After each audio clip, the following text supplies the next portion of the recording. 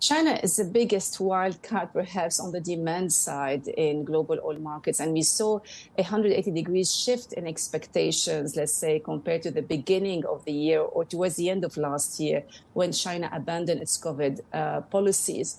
And then everybody around the world were expecting Chinese oil demand to roll back with vengeance based on opening up of the economy, people flying more, people spending more, the economy booming.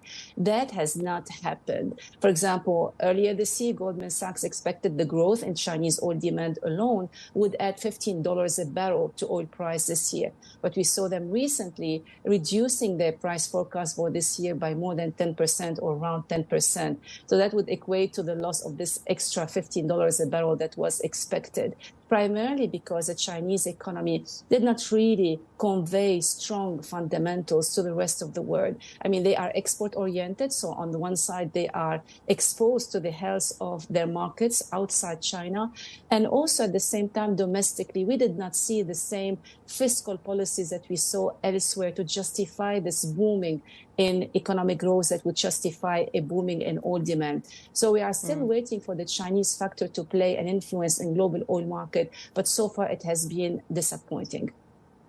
And in the meantime, what do you make of these deals, as I mentioned, being done in yuan? Because President Xi Jinping, while in Saudi Arabia, also signaled that China would perhaps trade and buy oil from the Gulf Arab countries in yuan as well. What is this telling us about dollar-denominated trade, and what does it mean for the markets?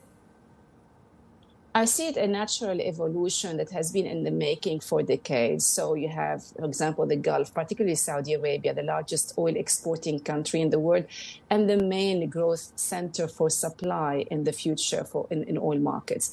And on the other side, you have China, the main growth engine for oil demand in the world.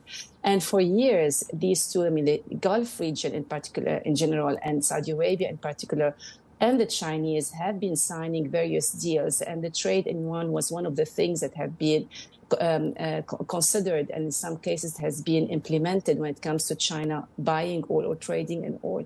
So it's a natural evolution of this relationship, and it's East talking to East. Don't forget, apart from the commercial interest when it comes to energy in particular, there is also, I mean, they speak the same language when it comes to climate change, for example, where we see usually disconnect between Western powers led by the US, led by the EU, and the Asian countries, for instance, speaking different languages. Here it's East talking to East, and I can see this relationship strengthening with greater, perhaps, share of oil trade done in yuan, simply because Asia is the biggest importing country in the world.